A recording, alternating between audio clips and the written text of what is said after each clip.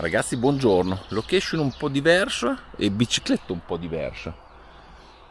Sì, ho rispolverato il frontino e-bike IMTB, gli ho gonfiato le gomme a quasi 3 bar e oggi ciclabile. Non guardiamo il dislivello ma guardiamo i chilometri. Vedo quanto riesco a fare oggi in questo giretto che ho pianificato con Komoot. Batteria da 500 watt, una batteria che comunque ha già i suoi anni perché ha 7 anni. Ha fatto il motore circa 10.000 km in totale, è stata lasciata lì in un angolo per un po' di tempo. Fortunatamente la batteria non completamente scarica, quindi dovrebbe avere ancora una buona capacità. Bene, quindi andiamo a vedere 500 watt, quanti chilometri riesco a fare, ma soprattutto quanti me ne restano alla fine. Via, let's go!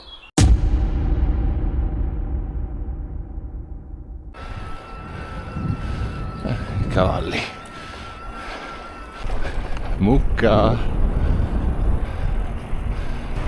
Arrivare qui non è stato così semplice, tenendo l'eco, però ce l'ho fatta.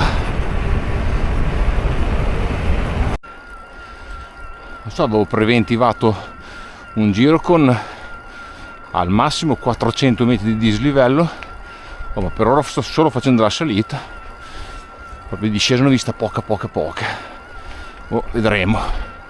Comunque stupendo. C'è anche le ciclabili, non sono il mio posto, ma così di mattina presto godersela senza nessuno in mezzo alla natura, respirare a pieni polmoni, fantastico. E con minima spesa tanta resa. Il mio frontino, motore non troppo potente perché ha ancora i 70 Nm, però mi porta dappertutto. Guarda quanti sono, wow.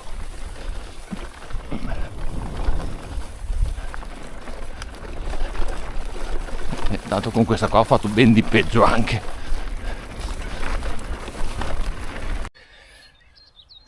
Comunque vi ricordo, bicicletta che 7 anni fa costava 2.400 euro, 500 watt di batteria. Gli ho montato il nuovo piglioncino davanti, il pacco pignoni nuovo e una catena. 55 euro il pacco pignoni 11 velocità, 14 euro il piglioncino davanti del Boss generazione 3 e circa 20 euro una catena Shimano. Se paragoniamo questi prezzi con quelli che ci sono oggi, e sono andato ovunque, sono andato al Garda, sono andato a Livigno con questo, cioè non è che faccio solo delle ciclabili. Questi posticini, che spettacolo!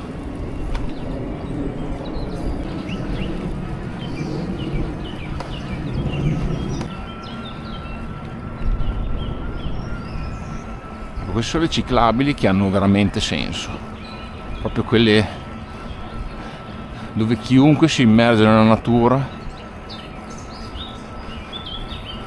Belle. E comunque passati 22 km di questa ciclabile, il computerino mi dice ancora che ho autonomia di 67 km, però una tacca l'abbiamo persa. Primo pezzo che è stato abbastanza impegnativo, adesso vediamo se pareggia un po' di più. Finora sembra un po' più tranquilla. Che scorci, che meraviglia! Sono le tipiche ciclabili che speso un tot di soldi per farla e non ci gira nessuno, cioè è perfetta.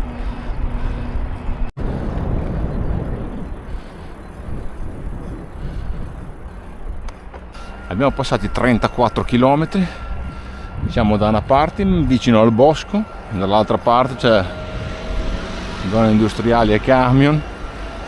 Comunque è caduta giù un'altra tacca, quindi siamo a 3 tacche, ma il ciclocomputer qui Bosch mi dice 44 km di autonomia. Questa è proprio la zona che non amo per girare in ciclabile, in mezzo alle case, in mezzo alle aziende.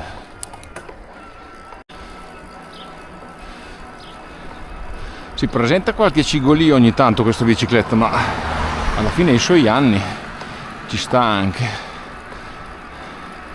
la cigolia di plastiche, si sente, però io mi accontento. Ed eccoci qua,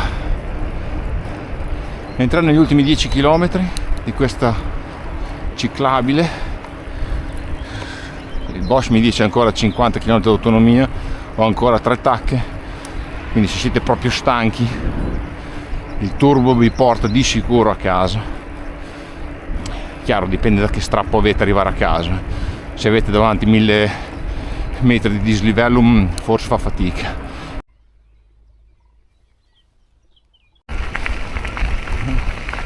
Ed eccoci qua, addirittura d'arrivo. Mancano gli ultimi 2 km. Batteria ne abbiamo ancora metà, più della metà. Abbiamo ancora 3 tacche delle 5 disponibili. Computerino che parla di 30 km ancora di autonomia. Quindi 500 watt di una batteria, senza esagerare, facendo un giro tranquillo, comunque mantenendo una velocità attorno ai 24-25 km all'ora, quindi al limite del motore, vi consente tranquillamente di fare 50 km e saremo secondo me su un 400 metri di dislivello. Io comunque vi lascio la traccia di Komoot qua sotto in descrizione. E quindi ragazzi, giro quasi terminato, manca l'ultimo chilometro, 3 tacche di batteria, ancora tantissima autonomia. Se metto in turbo mi segna la bellezza di autonomia 14 km, quindi ne abbiamo veramente tanto, un giro da 50 km all'incirca. Ha senso quindi una bicicletta del genere? No, ho fatto questo video anche perché molta gente chiede sempre di spendere poco e avere comunque una bicicletta che gli consente di fare della strada anche ghiaiata, senza andare a fare delle cose troppo particolari, quindi magari da full suspension. Secondo me l'Hardtail elettrica ha senso, una IMTB elettrica ha senso, perché comunque avete la forcella davanti che ammortizza, avete comunque poche spese di manutenzione perché non avete il carro posteriore, avete solo da pensare al motore e alla batteria. Voglio dire, la mia a 7 anni riesce a fare ancora di questi chilometraggi per famiglia, per giri comunque con gli amici. Secondo me risulta essere una bicicletta ancora perfetta, e comunque fanno gli Hardtail adesso con comunque batterie da 750-800, che sono tantissimo, avete un'autonomia davvero esagerata se pensate a questa cosa ha fatto oggi. Quindi pensateci, chiaramente se siete allenati non ha senso, se siete allenati e volete fare della strada vi consiglio una gravel o una cross country. Perché? Perché se siete allenati e andate, siete sempre a cavallo di quei 25 km all'ora dove magari il motore attacca e stacca, e quindi va più a disturbarvi che ad aiutarvi. Però dovete essere allenati, perché se vi trovate dislivello l'IMTB vi aiuta sempre. Quindi spero di esservi stato d'aiuto anche in questo video. Io vi prego come sempre di iscrivervi, abbonarvi se volete offrirmi un caffè al mese, e noi ci vediamo al prossimo video. Ciao ciao ciao ciao ciao ciao ciao ciao. Sì, però adesso l'ultimo chilometro, adesso gli caccio del turbo,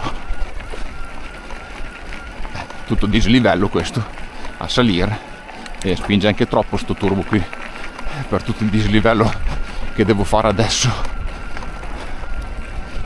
Come sale, e noi abbiamo bisogno dei 100 Nm. Non lo so.